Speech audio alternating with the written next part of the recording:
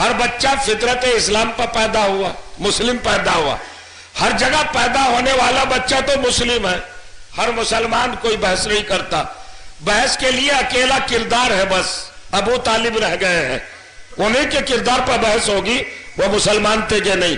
سنیے قرآن کہہ رہا ہے ہر مسلمان بچہ، ہر بچہ کہیں بھی پیدا ہو مسلم پیدا ہوتا ہے، پیغمبر فرما رہے وہ اسلام پر پیدا ہوتا ہے، ٹھیک۔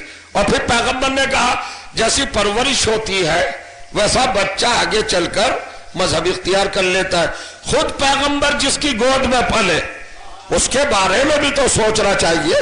تو اب گود میں پلنے کی جب بات آئی اور جب انسان پھنسا تو اس نے پہلو بدلا اور کہا یہ کوئی بڑا کارنامہ نہیں ہے، یہ تو ہر چچا پالتا ہے بھتیجے کو۔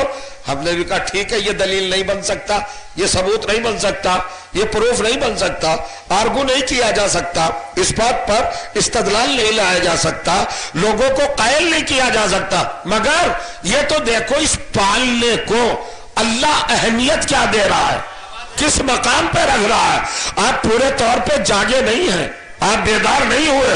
ارے بھائی وہ اللہ جس نے باعث تخلیق کائنات پیغمبر کو بنایا، ہر وجود کا سبب جس نے محمد کو بنایا، ہر ایک چیز جس کے صدقے میں پیدا کی، اس کو جو بھی کچھ عطا کیا کبھی اپنی طرف سے احسان نہیں جتایا، کبھی نہیں جتایا، نہیں جتایا، نہ نبوت دینے پر، نہ رسالت دینے پر، نہ ختمیت دینے پر، نہ سیادت دینے پر، نہ شریعت دینے پر، نہ قرآن دینے پر، نہ شفاعت دینے پر، کوئی بھی منصب دیا، کوئی بھی عہدہ دیا، کوئی بھی قیام دیا، کوئی بھی مقام دیا، کوئی بھی رتبہ دیا، کوئی بھی منصب دیا، کوئی بھی رخ عطا کیا، کوئی بھی بے پناہ پہلو اپنے حبیب کو دیا، مگر احسان نہیں جتایا۔ پورے قرآن میں ایک جگہ پہ احسان ہے، وَالضُّحَىٰ، چڑھتے ہوئے دن کی قسم، روشن ترین دن کی قسم، واللیل اذا سجا، اور اس رات کی قسم جب مکمل تاریک ہو جائے، ما ودعک ربک وما قلا، کبھی تمہارے رب نے کسی بھی ساعت میں، کسی بھی لمحے میں تمہیں تنہا نہیں چھوڑا، اکیلا نہیں چھوڑا، نہ تم سے کبھی ناراض ہوا، نہ تم سے کبھی خفا ہوا۔ اے وَلَلْآخِرَةُ خَيْرٌ لَكَ مِنَ الْأُولَىٰ، ہمارا وعدہ رہا حبیب، دنیا میں جو تمہارا مرتبہ ہے آخرت میں اس سے کہیں بڑھ کر ہوگا۔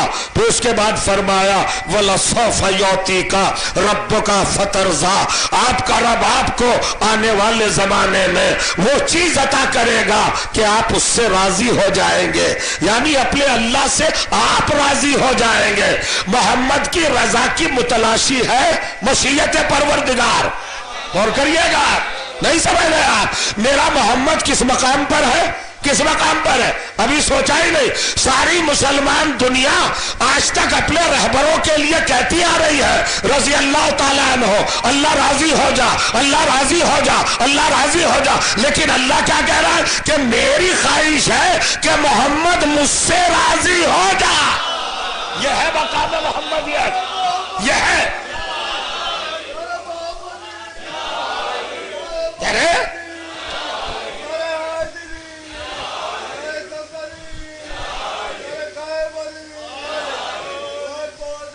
ماشاءاللہ، یہ ہے مقام رسالت۔ غور فرما رہے، اب دو تین آیتیں ذرا سی اور آپ کی خدمت میں گزارش کر دی جائیں۔ قرآن آپ کے سامنے پیش نگاہ ہے، تلاوت کا ثواب، اس کی قرأت کا ثواب اپنی جگہ پر مسلم ہے، کوئی انکار نہیں کر سکتا۔ جناب موسیٰ کتنے بڑے نبی ہیں، کلیم الہی، کوہ طور پر بلایا، تکلم کیا، گفتگو فرمائی، جبرائیل کو بھی درمیان سے ہٹا دیا، براہ راست گفتگو، اس لیے لقب ملا کلیم اللہ۔ لیکن جب کلیم آئے تو پوچھ لیا تنہائی میں اللہ نے، ما اجلتو کا یا موسیٰ قوم کا، موسیٰ تنہا آ گئے قوم کو چھوڑ کر، اتنی جلدی کیا تھی؟ ما اجلتا، کیا جلدی تھی تمہیں؟ تو کہتے ہیں اجلت یا رب لترضا، پروردگار میں نے جلدی اس لیے کی تاکہ تو راضی ہو جائے۔ دیکھا ہم نے جناب موسیٰ جیسا عظیم الشان بڑا رسول، صاحب کتاب، صاحب شریعت، صاحب مقام رسالت، غور کریے گا، اولو العزم کلیم اللہ کا صاحب خطاب پیغمبر کیا کہہ رہا ہے؟ پروردگار لے ترزا، یہ لام جو ہے تعلیل کے لیے ہے، یہ ریزن بیان کرتا ہے، میں نے جلدی اس لیے کی، فقط بچوں کو چھوڑا، بیوی کو چھوڑا، قوم والوں کو چھوڑا، افراد ملت کو چھوڑا، اور میں دوڑتا ہوا چلا آیا تیری بارگاہ میں۔ کیوں؟ اجل تو میں نے اس لیے جلدی کی، اس لیے میں نے بہت تحریک کی، جلدی کی، لترزا، تاکہ تو راضی ہو جائے۔ حضرت سلیمان، حضرت داؤد بادشاہ بھی ہیں، پیغمبر بھی ہیں، رسالت بھی حاصل، نبوت بھی حاصل، اور حکومت بھی حاصل، اور قرآن پڑھیے گا تو حکومت کا اختیار بھی سمجھ میں آئے گا کہ سلیمان کس طرح کے حاکم ہیں، لیکن فرما رہے ہیں ان اعملا صالحا لترضا، پروردگار ہمیں توفیق دے کہ ہم ایسا صالح عمل کر گزر جائے کہ تو راضی ہو جائے۔ اور کریے گا، کس کی رضا تلاش کر رہے ہیں؟ حکومت ہے، سلطنت ہے، رسالت ہے، نبوت ہے، عصمت ہے، طہارت ہے، ساری چیزیں ہیں۔ وہ ہوش و طیور پر حکومت حاصل ہے، اقتدار حاصل ہے، تصرف حاصل ہے، کنٹرول حاصل ہے، غلبہ حاصل ہے، قابو رسائی، پہنچ، سب کچھ ہے، ذرے ذرے پر اختیار ہے، مگر تلاش کائے کی ہے؟ رضائے رب کی۔ پروردگار تو راضی ہو جا، بس یہ کہا۔ میں آپ کے سامنے قرآن سے ہر نبی کی کیفیت رکھ سکتا ہوں، آدم سے لے کے عیسیٰ تک ہر ایک کی ذاتی خواہش ہے لترضا، لترضا، لترضا، لترضا، پروردگار تو راضی ہو جا، تو راضی ہو جا، تو راضی ہو جا۔ اور پروردگار سورہ زحا میں کیا کہہ رہا ہے؟ وَلَسَوْفَ يُعْطِيكَ رَبُّكَ فَتَرْضَىٰ، میں تجھے وہ دوں گا کہ تو مجھ سے راضی ہو جا۔ وہ ایسا فرما رہے سب کی رضاؤں کا مرکز ہے خدا۔ ساری نبوتوں رسالتوں کی تمناؤں کا مرکز، رضاؤں کا مرکز کون ہے؟ خود ذات الہی، اور ذات الہی کا مرکز رضا کون ہے؟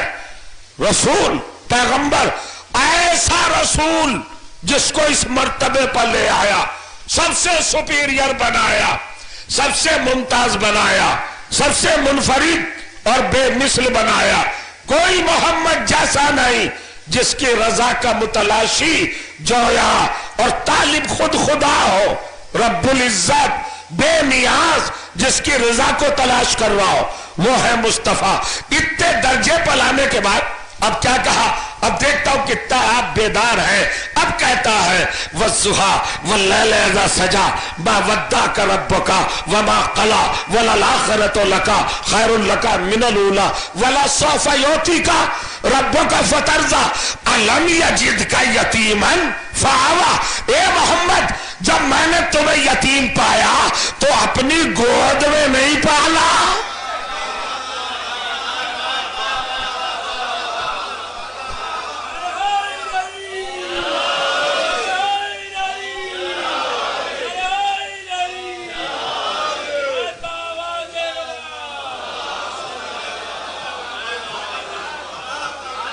میں تو سمجھ رہا تھا سروج صاحب، قاضی بھائی، میں تو سمجھ رہا تھا کہ بارش ہو رہی ہے، ذہنیتیں تر و تازہ ہوں گی۔ اتنا سامنے کا منظر آپ نے بھرپور طریقے سے قبول نہیں کیا ہے۔ ارے بھائی ذرا سمجھیے اور غور کیجئے، رسول اللہ کو کس نے پالا؟ ابو طالب نے۔ مسلمان کہہ رہا تھا پالنا دلیل اسلام نہیں ہے، دلیل ایمان نہیں ہے۔ ہر چچا پال لیتا ہے بھتیجے کو، تو ہر چچا کی باتیں چھوڑو۔ اس چچا نے جو محمد کو پالا، اس کو اللہ نے اسٹیٹس کیا دیا، اس پالنے کو مقام کیا دیا؟ یہ نہیں کہا محمد ہم نے تجھے تیرے چچا کی گود میں پلوایا، بلکہ کہا محمد جب تجھے یتیم پایا تو میں نے اپنی ہی گود میں نہیں پالا۔ اب بتاؤ، جس کو اللہ جس کی گود کو اپنی گود کہہ رہا ہو، اب بھی اس پر ایمان و اسلام کی بحث ہوگی؟